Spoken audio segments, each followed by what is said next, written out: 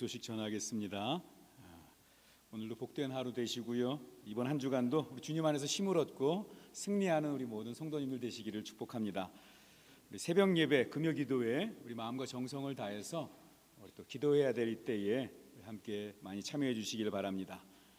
오늘 1부 예배 후에 정기 재직회를 잘 마쳤고요. 우리 2부 예배 후에는 위원장 원래회가 있습니다. 또 그 이후에 오후에 또 일정들이 있어서 식사 후에 우리 바로 2층 휴게실에서 모이도록 하겠습니다. 또 새가족 교육이 1부 예배 후에 이렇게 있으니까 오늘부터인 것 좀 착각하는데요. 9월 15일, 22일, 29일 9월 15일부터 3주간 새가족 교육이 1부에 마치고 새신자실에서 있습니다. 우리 올해 등록하셨는데 아직 새가족 교육을 못 받으신 분들은 꼭 우리 기억하시고 양윤나 집사님께 신청해 주시기를 바랍니다. 우리 찬송가 317장 찬송하면서 준비한 예물 드리겠습니다.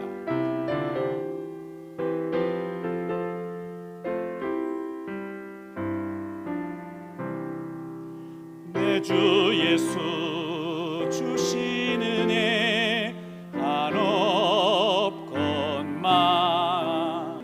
주 예수여 내 정성을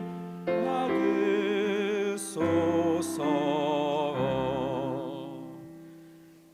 나의 생일 맞이하여 감사합니다. 이거 어린이인가 봐요. 나의 생일. 그리고 하나님의 평강과 사랑이 사역과 가정에 넘치게 하여 주시옵소서. 자녀에게 믿음의 빛을 보이게 해주십시오. 우리 감사 예물 드렸는데요. 이외에도 많은 감사 예물과 또 우리 드린 예물 속에 하나님이 응답하실 줄 믿습니다. 기도하겠습니다. 자비하신 하나님 감사합니다. 오늘도 주님 앞에 나오는 주의 자녀들이 믿음의 마음을 담아서 하나님께 귀한 예물 드립니다. 주님, 정말 주어진 삶의 자리에서 하루하루 성실과 열심으로 살아온 주님의 자녀들이 주님께 주신 은혜에 감사하며 10의 1조로 또 여러 가지 감사 예물로 또 많은 기도의 제목으로 봉헌합니다. 마음과 정성 다하여 드리는 손길을 기쁘게 받아 주시옵소서. 우리 형편 가장 잘 아시는 주님께서 우리 각 사람 그 영혼과 육체의 필요에 따라서 주님 풍성한 은혜의 손길 꼭 허락하여 주셔서 이들이 이 땅을 살아가는 동안에 하나님의 풍성한 은혜와 복을 얻게 하시고 또 받은 그 은혜와 복으로 풍성하게 살아가게 하시고 하나님께 잘 쓰임받고 그리고 나누고 베풀고 흘려보내는 축복의 통로의 삶이 되게 하여 주시옵소서. 하나님 아버지, 이 시간 전심으로 하나님을 앙망하고 주의 은혜를 사모할 때에 주님께서 사모하는 자를 만족하게 하신다고 하셨사오니 그 하나님의 약속대로 주님의 풍성한 은혜를 경험하는 시간 되도록 그리고 우리는 오직 하나님만 바라보는 시간 되도록 인도하여 주시옵소서. 예수님의 이름으로 기도하옵나이다. 아멘. 오늘 우리에게 주시는 하나님 말씀 창세기 26장 12절에서 25절입니다. 창세기 26장 12절에서 25절 말씀입니다. 하나님이 주시는 말씀을 제가 봉독하겠습니다. 창세기 26장 12절에서 25절. 이삭이 그 땅에서 농사하여 그 해에 100배나 얻었고 여호와께서 복을 주심으로 그 사람이 창대하고 왕성하여 마침내 거부가 되어 양과 소가 떼를 이루고 종이 심히 많았으므로 블레셋 사람이 그를 시기하여 그 아버지 아브라함 때에 그 아버지의 종들이 판 모든 우물을 막고 흙으로 메웠더라. 아비멜렉이 이삭에게 이르되 내가 우리보다 크게 강성한즉 우리를 떠나라. 이삭이 그곳을 떠나 그랄 골짜기에 장막을 치고 거기 거류하며 그 아버지 아브라함 때에 팠던 우물들을 다시 팠으니 이는 아브라함이 죽은 후에 블레셋 사람이 그 우물들을 메웠습니다. 이삭이 그 우물들의 이름을 그의 아버지가 부르던 이름으로 불렀더라. 이삭의 종들이 골짜기를 파서 샘 근원을 얻었더니 그랄 목자들이 이삭의 목자와 다투어 이르되 이 물은 우리의 것이라 하매 이삭이 그 다툼으로 말미암아 그 우물 이름을 에색이라 하였으며 또 다른 우물을 팠더니 그들이 또 다툼으로 그 이름을 신나라 하였으며 이삭이 거기서 옮겨 다른 우물을 팠더니 그들이 다투지 아니하였으므로 그 이름을 르호봇이라 하여 이르되 이제는 여호와께서 우리를 위하여 넓게 하셨으니 이 땅에서 우리가 번성하리로다 하였더라. 이삭이 거기서부터 브엘세바로 올라갔더니 그 밤에 여호와께서 그에게 나타나 이르시되 나는 내 아버지 아브라함의 하나님이니 두려워하지 말라. 내 종 아브라함을 위하여 내가 너와 함께 있어 네게 복을 주어 내 자손이 번성하게 하리라 하신지라. 이삭이 그곳에 제단을 쌓고 여호와의 이름을 부르며 거기 장막을 쳤더니 이삭의 종들이 거기서도 우물을 팠더라. 아멘. 이 시간에도 우리 하나님의 은혜가 예배하는 여러분들과 함께하기를 주님의 이름으로 축복합니다. 오늘 이 시간에는 우리가 읽은 창세기 26장 말씀을 중심으로 우리 성경 인물 7번째 이삭에 대해서 하나님의 복을 경험하며 살아가는 인생이라는 제목으로 말씀을 나누려고 합니다. 우리가 지난주에 아브라함 그리고 이번 주에 이삭에 대해서 말씀을 나눌 텐데요. 이 설교들 준비하면서 참 여러 가지 생각이 들었어요. 우리 지난주 나눈 창세기 22장 그 장면을 우리가 아브라함의 관점으로 많이 읽습니다. 아브라함의 믿음을 보여주는, 자식까지 하나님 앞에 드릴 정도의 그 믿음을 보여주는 관점에서 읽고 넘어가는데요. 그런데 그 장면 속에 이삭도 들어있잖아요. 이삭의 비중이 결코 작은 비중이 아닙니다. 그래서 이삭의 입장에서 한번 생각해 보면 어땠을까 하는 거죠. 이삭이 어렸을 때일 텐데요. 어렸을 때 뭘 경험한 거냐면 아버지가 자기를 향해서 칼을 들고 죽이려고 했던 경험을 가지고 있었던 거예요. 그러니까 아주 이삭이 번제로 드려질 이때가 몇 살쯤이었을까 성경학자들이 막 이야기하는데요. 많게는 30 몇 살이었을 거다라고 이야기하는데 보통 학자들이 15에서 20 사이에 더 어리진 않았을 것 같아요. 이렇게 그 번제로 드릴 그 장작 짐을 지고 올라가야 되기 때문에 아주 어린 나이는 아니었을 것 같고 15은 이상은 됐지 않았을까 이렇게 이야기를 합니다. 한국으로 하면 중2병 막 이렇게 아버지에 대한 반항심이 막 있고 이럴 때인데 그때 그가 아버지가 자기를 칼로 들고 죽이려는 그러한 경험을 가진 거죠. 그 마음이 자꾸 드는 거예요. 우리 이 땅에 살면서 우리 많은 이 땅의 아버지들이 어린 시절 자녀들을 이렇게 아빠들이 엄하게 키운다고 손을 대는 경우가 있잖아요. 뭐 손으로 때리든지 아니면 회초리를 들든지. 그런데 그 상처가 아이들한테는 잘 지워지지 않는 경우가 많다는 거죠. 그래서 어떤 분들은 평생 그 아버지가 자기를 때렸던 그 기억 때문에 하나님을 믿는데도 하나님 하면 기도가 되는데 하나님 아버지라고 말하면 막 기도가 꽉 막힌대요. 옛날 그 아버지가 자기한테 폭력적으로 했던 그 상처 때문에 하나님도 혹시 그런 분이 아닌가 이렇게 오버랩 돼가지고 기도할 때 하나님 아버지라는 말은 붙이지 못하고 그냥 하나님이라고만 한다고 이렇게 이야기하는 분들도 있었습니다. 그 상처가 남은 거죠. 우리 트라우마. 자, 이삭이 또 그런 게 있지 않았을까 하는 생각이 드는 거예요. 아버지가 자기를 칼을 들고 죽이려고만 한 게 아니라 실제로 하나님이 말리지 않았으면 찔렀겠죠. 분명히 찔렀을 거예요. 아마 그 눈빛이나 그 행동에 주저함이 없는 것을 이삭이 누워서 그 아버지를 보면서 분명히 자기도 느꼈을 거예요. 아버지가 정말 나를 죽이려고 하는구나. 이삭이 아마 트라우마가 생겼을 것이고 그가 평생 그 아버지와 함께 살면서 이 아버지와의 관계가 어땠을까요? 그런 생각을 해봐요. 그런데 이삭에 대한 말씀을 쭉 읽다 보면 이삭은 아버지 아브라함이 자신을 하나님 앞에 죽여서 번제로 바치려고 했던 그 사건을 그냥 마음의 상처로만 담아둔 것이 아니라 하나님의 주권과 그 아버지의 순종으로 그 사건을 해석하려고 했던 것을 이삭의 이야기를 보면서 느끼게 됩니다. 그래서 그가 자기가 어렸을 때 했던 그 경험을 통해서 배웠던 가장 중요한 평생 이삭을 이끌고 갔던 그 믿음이 생겼는데요. 그게 뭐냐면 하나님의 일하심은 끝내는 옳다라는 것입니다. 하나님의 일하심은 끝내는 옳다. 오늘 이 주제 하나님의 일하심은 끝내는 옳다, 이 말씀을 우리 밑에 깔아두고 그리고 오늘 설교를 같이 들었으면 좋겠습니다. 물론 그가 인생을 살아가면서 실패할 때도 많았고 낙심할 때도 있었습니다. 그런데 그는 자신이 제단 위에서 죽음의 위기에 몰렸던 그 아버지 손에 들렸던 그 칼을 기억하면서 또 그 죽음의 위기에서 하나님이 급하게 부르시던 이거 아브라함아 아브라함아 부르시면서 그 자기를 건져주셨던 그 사건을 통해서 그게 상처로 이삭에게 남아있는 것이 아니라 하나님의 일하심은 끝내 옳다. 왜냐하면요, 이삭은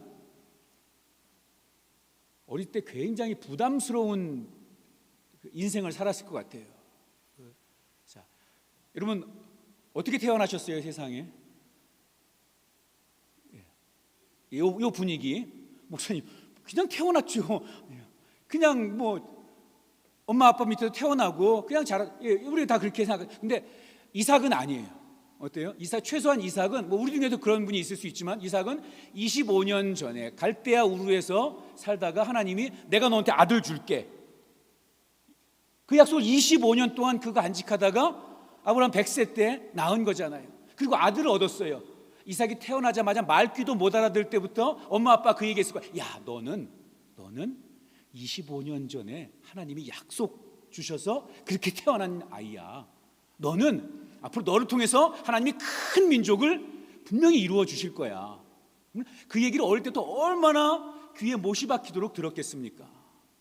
그런데 어느 날 갑자기 아버지가 야, 너 하나님이 너 말도 안 하고 사실은 끌려 올라가더니 산에 가서 꽁꽁 묶더니 번제로 드린다고 이러는 거예요.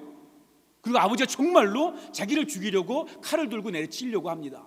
그런데 하나님이 갑자기 그 순간에 그래도 하나님이 아브라함아 아브라함 멈춰라. 이삭의 머릿속에는 하나님이 나에 대해서 아빠가 엄마가 나를 통해 하나님이 큰 민족을 이루시고 놀라운 복을 주시고 이 약속을 주셨는데 아버지가 어느 날 죽이려고 하고 그리고 하나님이 막으시고 여러 사건들 통해서 하나님은 끝내는 오르시다. 하나님은 끝내는 오르시다. 그 믿음의 신념을 분명하게 가지게 되었던 거죠. 여러분 인생 가운데 어떤 경험들을 하고 사셨습니까? 하나님의 요구 때문에 이삭은 죽을 뻔했습니다. 그러나 그가 그 경험을 통해서 하나님은 끝내 오르시다. 그는 그렇게 믿음의 확실한 체험을 하게 되었습니다. 그리고 그 영향이 그의 삶의 이후로부터 계속 그의 삶의 밑바탕에 깔려 있었던 거죠. 오늘 첫 번째로 이걸 전제로 하고 이삭의 삶을 통해서 나누고자 하는 것은 12절 13절 말씀을 먼저 보겠습니다. 12절 13절 같이 한번 읽어보겠습니다. 시작. 이삭이 그 땅에서 농사하여 그 해에 100배나 얻었고 여호와께서 복을 주심으로 그 사람이 창대하고 왕성하여 마침내 거부가 되어. 12절 13절 읽기만 해도 기분이 좋아지고 행복해지시죠. 이삭이 그 땅에서 농사하여 그 해에 100배나 얻었답니다. 하나님께서 복을 주셔서 그 사람이 나중에 또 창대하고 왕성해서 마침내 거부가 되었대요. 그냥 부자가 아니고. 우리 예수님이 말씀하신 비유 중에 씨 뿌리는 비유 중에 좋은 땅에 떨어진 씨앗은 몇 배를 얻어요? 30배, 60배, 100배. 그러니까 100배라는 것은 최상급의 복을 상징한다고 생각하시면 되겠습니다. 여러분에도 이런 복이 있기를 주님의 이름으로 축복합니다. 자, 그런데 오늘 여러분에게 드리고 싶은 말씀은 뭐냐면, 물론 100배를 얻고 거부가 되는 것도 중요하지만 더 중요한 단어가 있어요. 그게 뭐냐면 13절에 나오는 마침내라는 단어입니다. 마침내. 여러분이 마침내라는 단어는 어떤 의미를 담고 있을까요? 과정이 있다는 거예요. 그 마침내라는 결과가 있을 때까지 그 사이에 과정들이 있다는 것입니다. 마침내 그 일이 이루어진 거니까 그 일이 이루어지기 전까지는 이런저런 일들이 야곱의 인생 가운데 다르게 생각할 만한 그러한 일들도 있었다는 거예요. 다른 일이라는 게 뭘까요? 다른 일. 하나님이 복을 주시지 않을 것 같은, 그렇게 느껴지는 그러한 사건들이 막 벌어지고 있다는 거예요.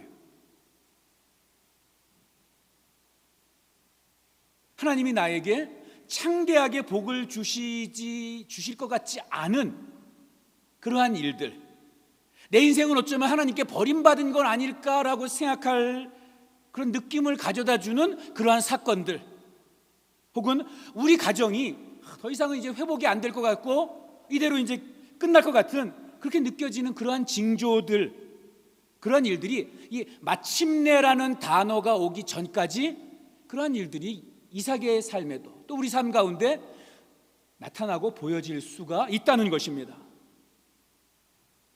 그런데 제가 말씀드렸죠. 우리 설교 시작하기, 우리 오늘 말씀에 이삭의 삶에 바탕에 깔아둬야 될 것, 이삭이 자기의 인생의 충격적인 그 사건을 통해서 분명히 가지게 되는 것, 하나님은 반드시 오르시다.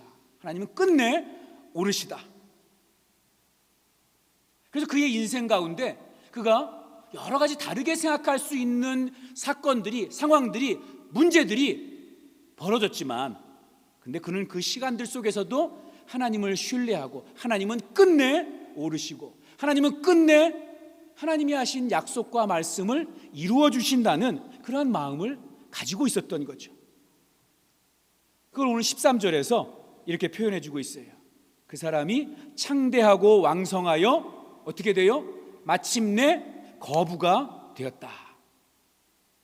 그러니까 오늘 저는 이 거부가 되었다라고 하는 말보다 우리 성도들이 이 오늘 주일에 이 마침내라는 단어를 절대로 놓치시지 말고 기억하셨으면 좋겠습니다.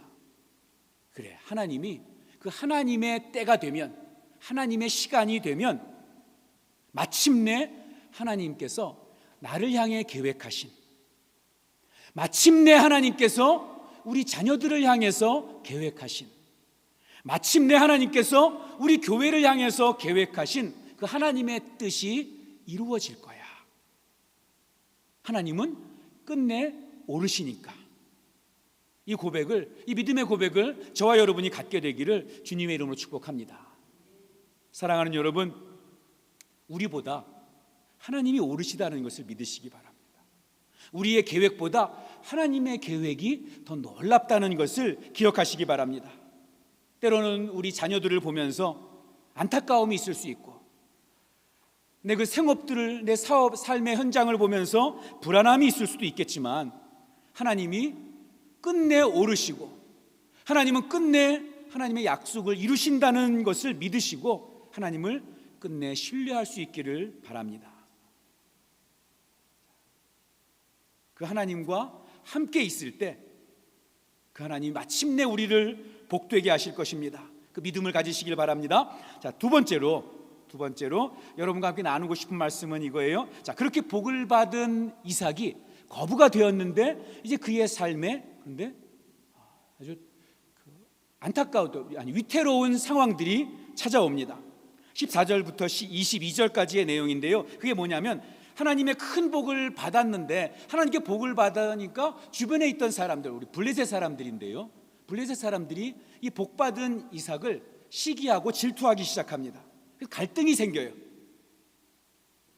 그때마다 근데 일을 처리해가는 이삭의 모습이 우리가 또 이해가 잘 되지 않는 거예요.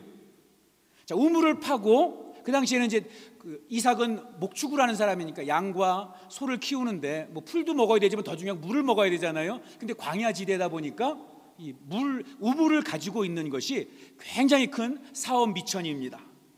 그래서 우물을 이게 종들 시켜서 우물을 잘 팠습니다. 그리고 정착을 해나가는데 주변 사람들이 시비를 거는 거예요. 그 우물 우리 거다. 자, 그럼 어떻게 해야 됩니까? 근데 이삭은 그 우물 포기하고 다른 장소에 가서 또 우물을 팝니다. 오늘 본문을 보니까 우리 교회 박 집사님도 우물 파는 전문가인데, 이삭의 종들도 우물 파는 전문가 같아요. 광야에서 하여간 파면 우물이 돼요. 이것도 하나님의 은혜죠. 근데 그 판 우물을 또 빼앗기고, 판 우물을 또 양보하고, 이 일이 한 번만 일어나는 것이 아니라 두 번, 세 번 자꾸 반복이 됩니다. 그런데 이삭이 그 두 번, 세 번 그 우물들을 포기하고 또 다른 곳으로 옮겨서 우물을 파는 거예요. 자, 여기까지만 보고 여러분, 이삭의 태도가 어떻게 느껴지십니까? 참 사람, 하나님 믿는 사람답게 온유하고 양보를 참 잘하네, 이렇게 보이시나요? 남 얘기니까 그렇게 할 수 있죠. 이게 내 상황이라면, 내가 그런 경우라면 어떤가 하는 거예요. 여러분, 사업이라고 한번 생각해 보세요. 여러분이 어렵게 바이어를 만나서 거래처를 뚫어놨는데, 그런데 다른 사람이, 다른 업체가 그 사이에 싹 껴들어가지고 가로채는 거예요. 그러면 그럴 때 여러분이 그래, 그렇게 하십시오, 넘겨주고 빠져나오겠습니까? 규모가 작아서 그래, 얘다 너 먹어라 하고 한 번쯤 양보한다고 쳐도, 만약에 그 일이 두 번, 세 번 자꾸 반복되거나 아니면 여러분의 삶의 그 사업 전체를 좌우할 정도로 큰 규모의 거래처라면, 죄송합니다. 큰 규모의 거래처라면 그러면 어떻게 하시겠습니까? 이삭의 이 두 번, 세 번, 이 우물이라는 것은 당시에 제일 중요한 자산인데, 이걸 한 번, 두 번, 세 번 양보하는 것은 우리의 눈에는 정상적인 모습으로 안 보이는 거죠. 근데 왜 이삭이 이 정상적이지 못한 반응을 이 블레셋 사람들에게 했냐는 것입니다. 그 이유가 뭐냐면, 하나님은 끝내 오르시다, 하나님을 신뢰했기 때문입니다. 자, 22절 말씀 한번 볼게요. 여기 다시 다툼이 일어났을 때 이삭이 양보하고 또 양보해서 하다가 이제 한 고백입니다. 22절 시작. 이삭이 거기서 옮겨 다른 우물을 팠더니 그들이 다투지 아니하였으므로 그 이름을 르호봇이라 하여 이르되, 이제는 여호와께서 우리를 위하여 넓게 하셨으니 이 땅에서 우리가 번성하리로다. 뭐라고 고백하냐면, 하나님께서 우리를 위해서 넓게 하셨으니 이 땅에서 우리가 번성하리로다 라고 고백을 합니다. 어찌 보면 쫓기고 또 쫓기고 쫓겨서 여기까지 왔는데, 그러다가 이제 이 땅을 받았는데 더 이상 이제 블레셋이 와서 이거 우리 우물이야 라고 이제 더 이상 주장하지 않는 건데, 근데 그럼에도 불구하고 그가 뭐라고 고백을 하냐면, 하나님에 대한 신뢰가 있었음을 이야기하고 있는 거예요. 그래, 내가 양보하는 이유는 하나님 때문이라는 것입니다.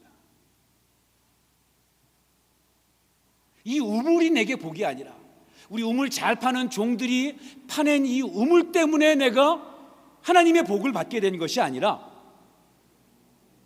이 종들 때문에 내가 부자가 된 것이 아니라 하나님 때문에 내가 부자가 됐다는 고백을 하는 거예요. 이기더라도 하나님 때문에 이기고 지더라도 하나님 때문에 지겠다는 것입니다. 그럼 어떻게 우리가 어떻게 하면 하나님의 자녀다운 성품을 가질 수 있을까요? 어떻게 하면 좀 더 부드러워지고 온유해지고, 그 사람의 의견보다 내 의견이, 내 생각이 훨씬 더 뛰어나고 좋은데도 어떻게 하면 좋은 마음으로 때로 져줄 수 있는 마음, 믿음에서 나오는 것입니다. 그러니까 온유함, 절제, 기다림, 이거 다 믿음의 힘이 아니고서는 사실 우리에게서 나올 수가 없어요. 우리가 온유한 척은 할 수 있습니다. 져주는 척 할 수 있어요. 나이스한 사람인 척 할 수 있습니다. 그런데 척하는 것은 시간이 좀 지나면 본질이 드러날 수밖에 없죠. 근데 오늘 이삭이 이렇게 한 번, 두 번, 세 번 이렇게 이런 모습을 볼 수 있었던 것은, 그는 그런 척하는 것이 아니라 이 속에 하나님에 대한 신뢰함이 있었던 것입니다. 하나님은 끝내 오르시다. 이삭은 그의 인생의 경험에서 그가 붙들었던 것 있죠. 하나님은 항상, 하나님은 끝내 오르시다는 것. 하나님의 아버지의 손에 들렸던 그 칼이 자신을 찌르려는 순간에 그것을 막아주셨던 하나님, 하나님이 처음 자기 아버지를 불렀을 때 주셨던 그 약속을 신실하게 지키시기 위해서 아브라함을 막으셨던 그 하나님이 내 인생에서도 항상 주권을 가지시고 나의 인생을 하나님 가장 복되고 하나님의 계획과 약속대로 인도해 주실 것이라는 그 고백을 이삭이 가지고 있었던 거죠.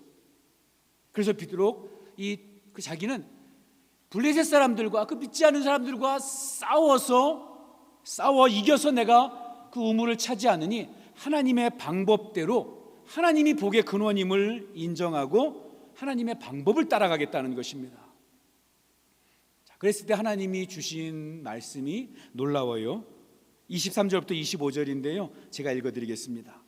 이삭이 거기서부터 브엘세바로 올라갔더니 그 밤에 여호와께서 그에게 나타나 이르시되 나는 네 아버지 아브라함의 하나님이니 두려워하지 말라. 내 종 아브라함을 위하여 내가 너와 함께 있어 내게 복을 주어 내 자손이 번성하게 하리라 하신지라. 이삭이 그곳에 제단을 쌓고 여호와의 이름을 부르며 거기 장막을 쳤더니 이삭의 종들이 거기서도 우물을 팠더라. 24절에 보니까 하나님이 이삭에게 이렇게 말씀하십니다. 나는 내 아버지 아브라함의 하나님이니 두려워하지 말아라. 두려워하지 말아라. 뭘 두려워하지 말라는 걸까요? 두려워하지 말라는 건 이삭에게 뭔가 두려움이 있으니까 두려워하지 말라고 얘기했을 거 아니에요.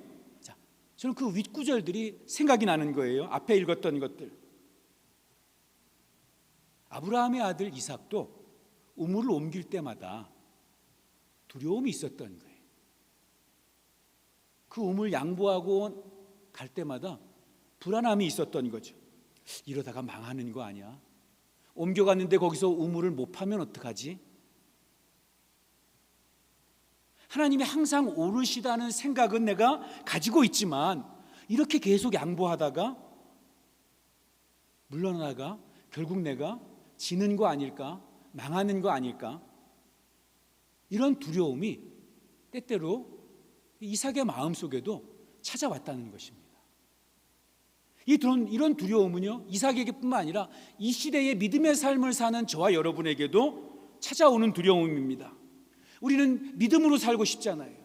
하나님 말씀 따라 살고 싶고, 어떤 부딪힘이 생길 때 때때로 양보하고 하나님의 방법으로 기도함으로 해결하고 싶은데, 그런데 이 믿음의 방법으로 사는 것이 혹시 이 세상을 살면서 뒤처지게 만드는 건 아닐까? 믿음의 방법으로 사는 것이 지금 이렇게 돈이 만능인 이런 사회에서 혹시 더 어리석은 모습으로 살아가는 건 아닐까? 다른 사람들은 다 약삭 빠르고 이기적인 방법으로 자기가 원하는 거 잘 얻어내며 사는데 나는 너무 하나님 말씀 따라 산다고 쑥맥처럼 이 시대를 사는 건 아닌가 하는 모습이, 그런 두려움이 우리에게도 찾아올 수 있다는 것입니다. 그래서 때때로 우리도 다른 방법으로, 나도 세상 사람들처럼 잠깐 우리 요번만큼은 좀 눈 질끈 감고 사람들처럼 이기적이고 좀 그게 죄악이고 범죄가 좀 들어간 잘못된 방법이라고 할지라도 다른 사람들 다 그렇게 하니까 나도 좀 그렇게 해볼까? 이런 유혹이 우리도 인생을 살아가면서 빠질 때이고 그런 두려움과 불안함에 사로잡힐 때가 있다는 것입니다. 여러분, 그때마다 하나님께서 이삭에게 주시는 이 음성을 꼭 기억하시기 바랍니다. 두려워하지 말아라. 나는 내 하나님이고 내가 너를 복되게 할 것이다. 그래서 우리 교회 식구들도 지금 당장은 하나님 말씀 따라 살고 믿음으로 사는 것이 지금 당장은 지는 것 같고, 지금은 당장은 어리석은 것 같고, 지금 당장은 힘이 없어 보이는 것처럼 여겨질지 모르지만, 그런데 여러분 끝내 잘 되더라도, 여러분이 잘 되더라도 내가 그냥 재수가 좋아서가 아니라 하나님 때문에 내가 잘 되게 되었습니다. 하나님 때문에, 하나님의 은혜로 내가 여기까지 왔습니다라고 그렇게 고백할 수 있는, 그렇게 또 사람들에게 평가받을 수 있는 그런 분들이 저와 여러분이 되기를 주님의 이름으로 축복합니다. 마지막 세 번째입니다. 자, 오늘 본문을 좀 벗어나서 우리 26장 읽었죠? 28장에 보면 이상한 일이 한 가지가 생겨요. 그게 뭐냐면 이삭이 그의 아들 에서와 야곱을 축복할 때 벌어졌던 그런 사건입니다. 여러분 잘 아시는 것처럼 이삭이 이제 눈이 좀 어두워지니까 내가 죽을 때가 됐나 보다 하고 아들들을 불러서 축복해요. 사실은 그 이후에 몇십 년을 더 사는데 지금 자기가 그냥 스스로 이렇게 생각하는 거예요. 눈이 잘 안 보이고 약해지니까. 그래서 아들들 불러서 축복을 하려고 하는데, 그때 이삭이 꾀를 내서 자기가 마치 에서인 것처럼 막 양털 붙이고 목소리 흉내내서 눈 어두운 아버지한테 축복을, 장자의 축복을 받아내잖아요. 그리고 이제 에서가 뒤늦게 그걸 알아서 이삭에게 찾아와서 아버지에게 이렇게 이야기합니다. 아버지, 왜 야곱에게 장자의 축복을 다 주셨습니까? 아버지, 그거 속은 거잖아요. 저인 줄 알고 잘못 축복해 줬는데 제가 이렇게 왔습니다. 저에게 다시 축복해 주세요. 그때 이삭이 뭐라고 하냐면, 그래? 내가 속았구나. 내가 분명히 에서 너인 줄 알고 축복했는데, 그러니까 우리 야곱에게 준 축복은 취소하고 너에게 다시 축복해 줄게. 이렇게 하지 않습니다. 오히려 나중에 다시 야곱을 불러다가 제대로 축복을 해줘요. 속아서 에서 생각하면서 축복했을 거지. 이제는 야곱이라고 생각하고 야곱의 이름을 부르면서 다시 제대로 축복을 해줍니다. 세 번째로 여러분과 함께 나누고 싶은 말씀은 이거예요. 믿음은 완벽함이 아니라 성향입니다. 성향. 우리가 자꾸 믿음이라고 이야기하면 그 믿음이 좋다는 것을 나에게 적용할 때나 또 믿음이 좋다는 사람들을 보면서 이야기할 때 얼마나 완벽한가를 가지고 자꾸 그걸 잣대로 해서 사람들을 보거나 자신을 평가하려고 합니다. 사실 이게 저도 제일 두려운 부분이에요. 왜냐하면 제가 늘 옳은 말만 설교하잖아요. 설교할 때 여기 강단에 올라와서는 내려가서는 어떤 얘기할지 모르지만 여기서는 제가 하나님의 말씀이라고 여겨지고 다 동의하는 옳은 말을 전하잖아요. 그런데 그럴 때 저는 여러분들이 저에게 이렇게 말할까 봐 두려움이 좀 있습니다. 그래서요, 목사님은 설교한 대로 사시나요? 제가 말씀드릴게요. 그렇게 잘 못 삽니다. 제가 설교한 대로 다 하지는 못해요. 그래서 설교 준비할 때도 늘 조심스러워. 제가 못하는 건 설교를 안 하려고 하는 경향이 좀 있어요. 근데 그래도 불구하고 해야 되는 거 있잖아요. 그래서 1년 중에 제일 설교하기 싫은 날이 어버이 주일 설교하는 거예요. 그때마다 제일 마음이 찔리고 힘들어요. 자, 그리고 성경을 살펴보니까 우리가 성경 이제 인물 시리즈 계속 설교하는데 앞으로도 계속 보세요. 제가 이 사람은 정말 멋진 믿음입니다. 제가 그렇게 설교한 사람 아마 한 사람도 없을 거예요. 성경의 인물들을 설교하면서 이 사람의 믿음의 완벽함을 가지고 있다 이렇게 이야기할 수 있는 사람들이 거의 없어요. 믿음은 완벽함을 가지고 이야기하는 것이 아니라 성향입니다. 성향. 하나님을 사랑하는 성향을 가진 사람들이 있어요. 이렇게 이제 믿음이 설교하면서 나타나는데요. 그런데 그런 사람들도 100% 하나님께 순종하지 못합니다. 그런데 그 사람들에게는 성향이 있어요. 하나님을 향한 성향, 언제나 하나님 바라보는 성향, 문제가 있을 때 하나님의 방법으로 해결하려고 하는 성향. 흉내는 좀 낼 수 있어요. 그런 성향이 아니어도 흉내는 비슷하게 좀 낼 수 있습니다. 하나님을 사랑하지 않는 사람이 때때로 하나님이 좋아하시는 일을 하는 것처럼 보일 때가 있어요. 그런데 그런 성향이 없으면 조금 지나보면 금세 또 나타나게 돼요. 이삭이 이 28장의 배경이 뭐냐면 이삭이 눈이 어두워져서 이거예요. 눈이 어두워져서. 그러니까 분별력이 좀 없어졌을 때예요. 자, 28장에 그 얘기가 나오고 27장에 보면 뭐가 나오냐면 이삭의 아내 리브가가 임신하는 거죠. 쌍둥이를 임신해서 그 뱃속의 태중에 우리 에서와 야곱이 두 아이가 들어있으면 막 둘이서 싸워요.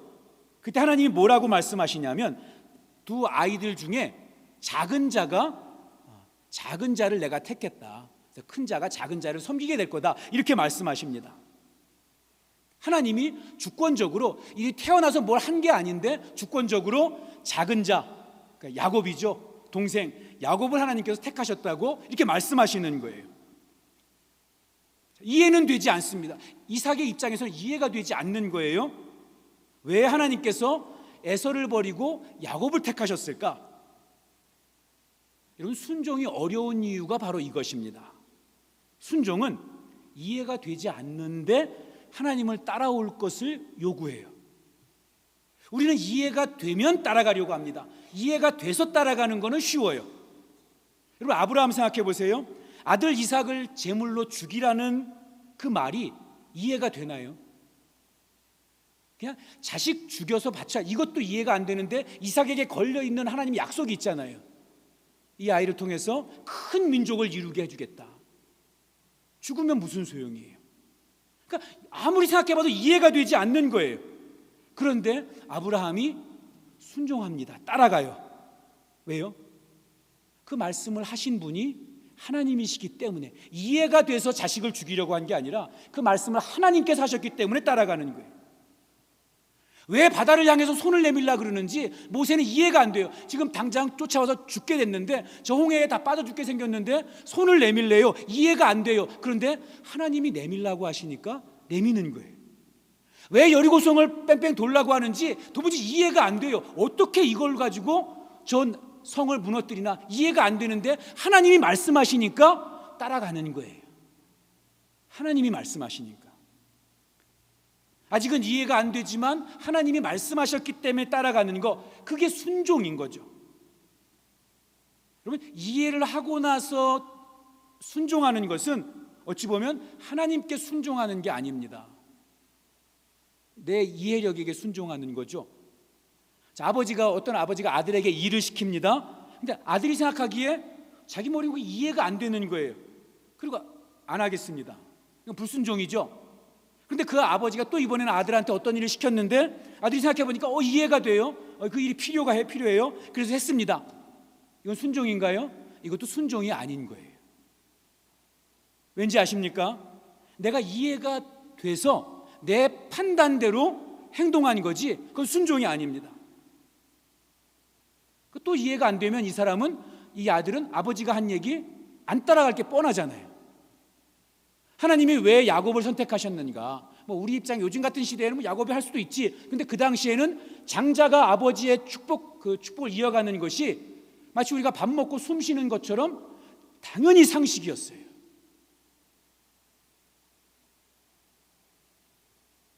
왜 야곱을 선택했는지 이삭은 이해를 못합니다. 그런데 하나님이 그걸 원하시니까 그땐 따라갔어요. 그러다가 이제 뭐예요? 나이가 먹었는데 그의 눈이 어두워졌더라. 영적인 판단력이 흐려진 거예요. 그래서 하나님이 분명히 말씀하셨는데도 불구하고, 내가 자식들에게 복을 주는데 하나님은 야곱을 택했다고 하지만 그래도 장자를 축복해야지, 맏아들을 축복해 줘야지 하고 에서를 불러서 축복을 하려는 거예요. 그게 그의 계획입니다.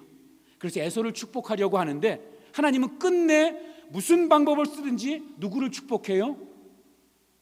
야곱이 복을 받게 만드세요. 야곱을 축복하십니다. 하나님이 처음부터 말씀하셨던 것처럼. 하나님은 자신은 세상 논리를 따라서, 세상의 상식을 따라서 장자인 에서를 축복하려고 했지만 일의 결과는 끝내 하나님이 원래 하나님의 계획대로 야곱이 축복을 받게 됩니다. 그런데요, 이삭이 이걸 번복하지 않아요. 돌이키려고 하지 않습니다. 자기 계획대로 안 됐는데 뒤집지 않아요. 왜요? 그의 눈이 흐려졌었지만 이제 하나님 앞에서 이런 사건을 통해서 어렸을 때 자기가 경험했던 사건을 이유로 자기가 가졌던 것, 하나님은 끝내 오르시다. 그의 다시 그런 올바른 신앙을 다시 회복하게 된 것입니다. 여기서 이삭의 성향을 보게 되는 것입니다. 자기가 계획한 것이 있고 자기가 생각한 것이 있지만 하나님의 계획대로 하나님께서 야곱을 축복하게 하시니까 그가 처음부터 가지고 있던 생각대로 하나님이 옳다라는 그 마음을 가지고, 그 신앙을 가지고 하나님을 다시 인정하게 된 것입니다. 그래, 하나님의 일하심은 끝내 오르니까. 나는 나의 처자들을 축복하고 싶지만 하나님이 야곱을 축복하시니까, 지금 내가 이해가 되지 않지만 하나님이 그렇게 하신다면 하나님이 오르시니까 하나님의 주권을 따라가야지 하는 믿음의 성향을 보인 것입니다. 사랑하는 여러분, 야곱이 아니라 에서가 축복을 받는 것은 그 당시에 일반적이고 상식적인 질서입니다. 누구나 다 그렇게 해요. 세상 사람들은 다 그렇게 했습니다. 그가 지금까지 세상에서 배운 지식이고 상식입니다. 그런데 하나님이 아니라고 하시니까 그는 고집 피우지 않고 하나님의 말씀 따라 살아가는 그의 믿음의 성향을 보여줍니다. 여러분, 저와 여러분도 실수할 때 있습니다. 잘못 판단할 때 있어요. 그렇죠? 그러나 그러한 판단, 내 쓸데없는 자존심 때문에 고집하지 마시고 하나님께서 무엇을 원하시는지 잘 분별하면서 저와 여러분이 때로 넘어지더라도 또 흔들리더라도 우리의 성향은 언제나 하나님 바라보는, 하나님 추구하는 그러한 믿음의 모습으로 살아갈 수 있기를 주님의 이름으로 축복합니다. 기도하겠습니다. 사랑이 많으신 하나님 아버지, 오늘 연약하고 부족한 우리에게 말씀 주셔서 감사합니다. 잘 박힌 모처럼 이 말씀이 우리 가슴에 꼭 새겨지도록 인도하여 주시옵소서. 예수님의 이름으로 기도하옵나이다. 아멘. 우리 다 같이 일어나셔서 살아계신 주 찬양하겠습니다.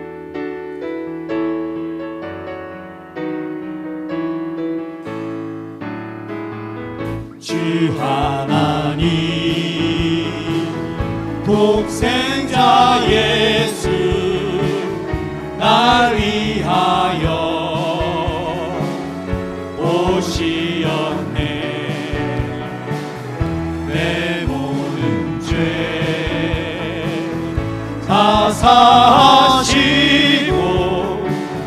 죽음에서 부활하신 나의 구세주,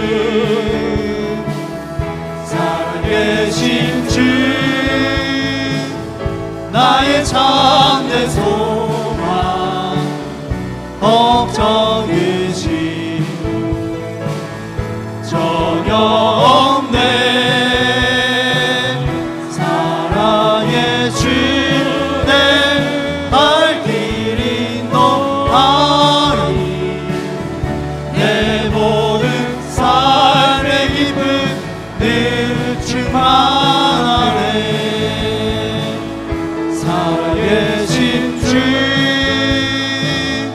나의 참된 소망, 걱정 의심 전혀 없네.